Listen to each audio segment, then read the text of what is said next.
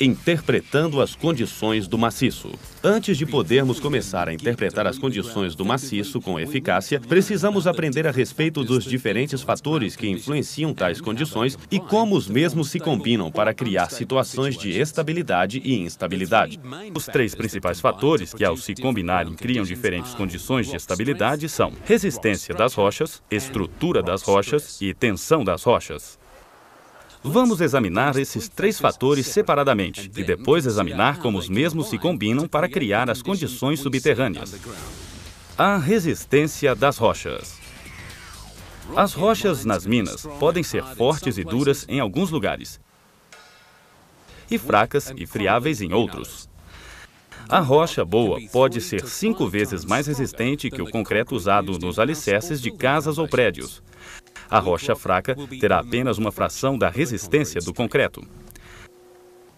A resistência da rocha depende do tipo, formato e tamanho das partículas que constituem a própria rocha. Na realidade, sua resistência é relacionada à maneira como a rocha se formou. Podemos medir a resistência da rocha com precisão em laboratórios e máquinas especiais podem comprimir e tracionar amostras de rochas.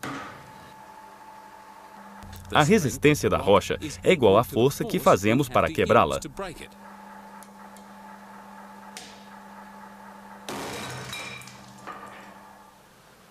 Quando você está no subsolo, você pode verificar o grau de resistência da parede batendo nas laterais com a barra de sanear. Se você consegue deformar um pedaço de rocha, isso indica que a rocha é bastante fraca.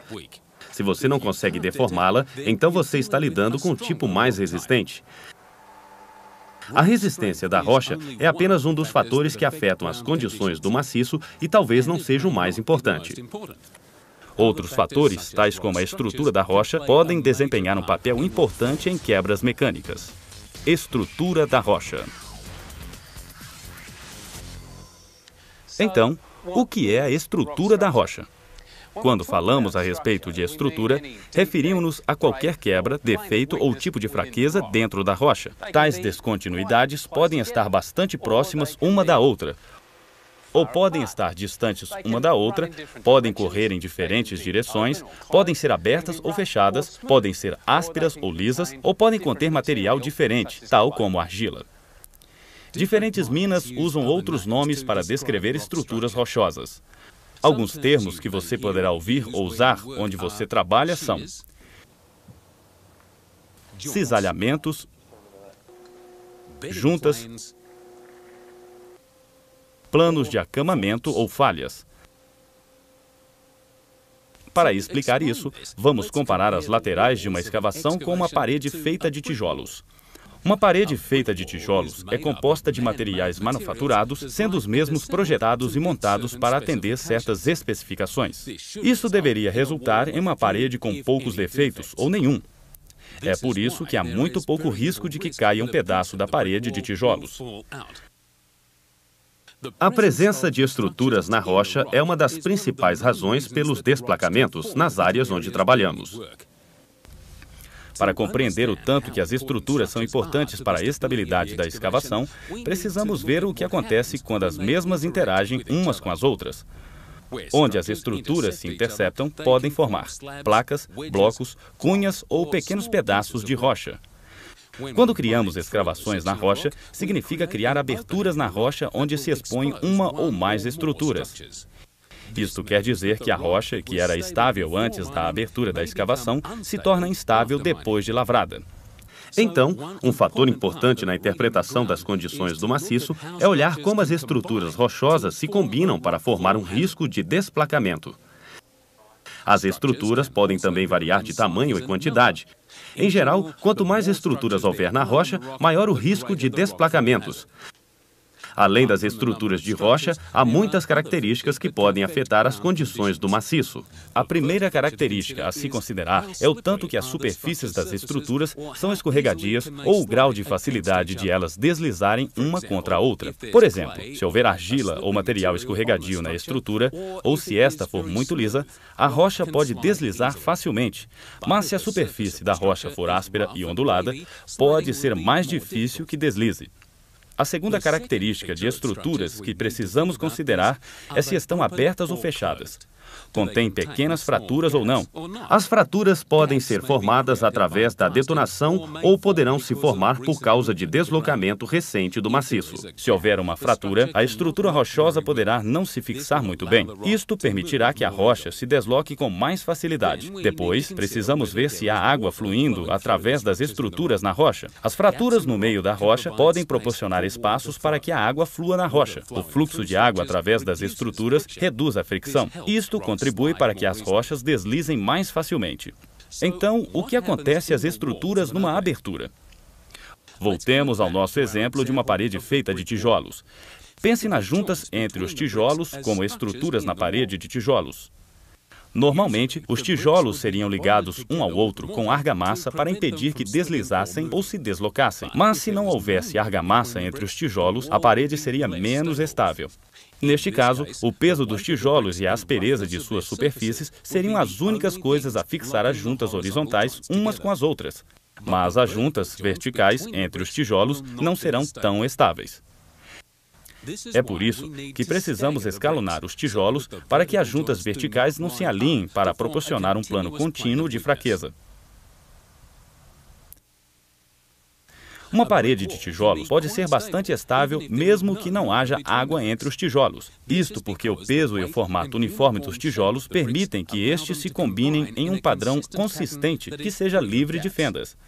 Se aplicarmos uma força ao plano da parede, esta pode ajudar a fixar os tijolos uns contra os outros. Esta força fixadora é uma combinação do peso e da aspereza dos tijolos. A aspereza pode ser considerada como fricção. Mas se aplicarmos uma força lateral às juntas, e se esta for mais intensa que a fricção, então os tijolos escorregarão e o muro será danificado. A mesma coisa pode acontecer com as laterais de uma abertura.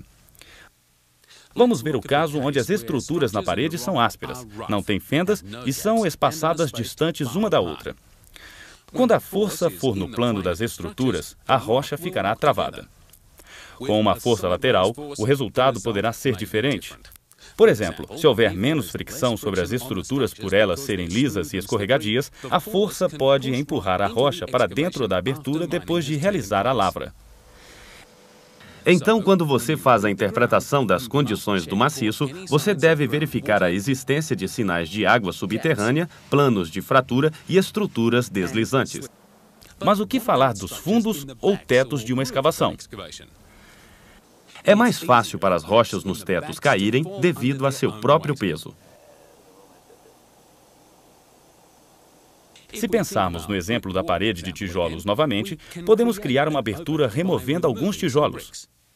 Nenhum tijolo cairá até que exponhamos um tijolo inteiro. À medida que aumentarmos a largura da abertura, expomos mais juntas e tijolos podem cair. Então, o que impede que rochas caiam dos tetos de aberturas subterrâneas? Conforme vimos anteriormente, poderá não haver estruturas suficientes para formar blocos. Mas, mesmo onde blocos se formam, a posição e a estrutura das rochas podem resultar na fixação dos blocos no devido lugar. Poderá haver força suficiente para segurar ou grampear juntas as estruturas nos tetos. Mas lembre-se, estas forças mudarão com o tempo e à medida que estas forças compressoras se tornarem menos intensas, o risco de desplacamento será maior. Já falamos muito a respeito de rochas que podem estabilizar uma escavação comprimindo blocos, ou que podem fazer com que estruturas deslizem ou rochas se desloquem ou caiam. Agora precisamos achar o que induz tais forças no maciço e como afetam o mesmo. Estas forças colocam pressão sobre as rochas e são denominadas de tensão da rocha. Tensão da rocha. Podemos considerar a tensão da rocha como sendo a pressão que empurra ou comprime a rocha. Numa mina, quanto mais profundo descermos, maior se torna a pressão sobre a escavação.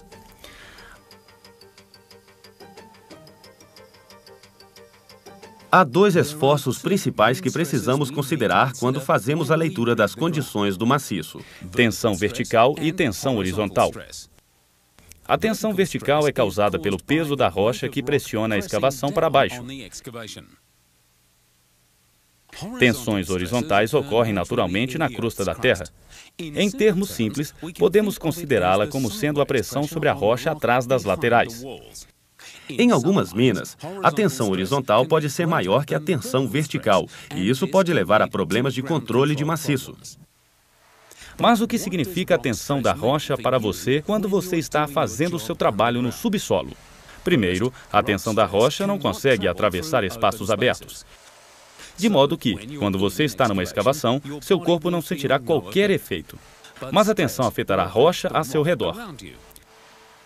A tensão está sempre presente na rocha, independente de se a escavar ou não. Quando se escava a rocha, as tensões mudam. Ao escavarmos a rocha, criamos uma abertura ou um vazio. A tensão não consegue fluir através do vazio, a tensão tem de fluir ao redor do vazio. Em ambos os casos, haverá algumas áreas onde o fluxo é lento e outras onde é rápido. Se o aumento de fluxo de tensão nos tetos ou laterais da escavação for rápido, as superfícies da rocha podem ser danificadas. Rochas sujeitas a alto esforço podem trincar, cair, estilhaçar, deslizar ou serem lançadas para dentro da abertura. Nestas condições, você poderá até ouvir ruídos de rochas tais como estalos, estouros ou estrondos.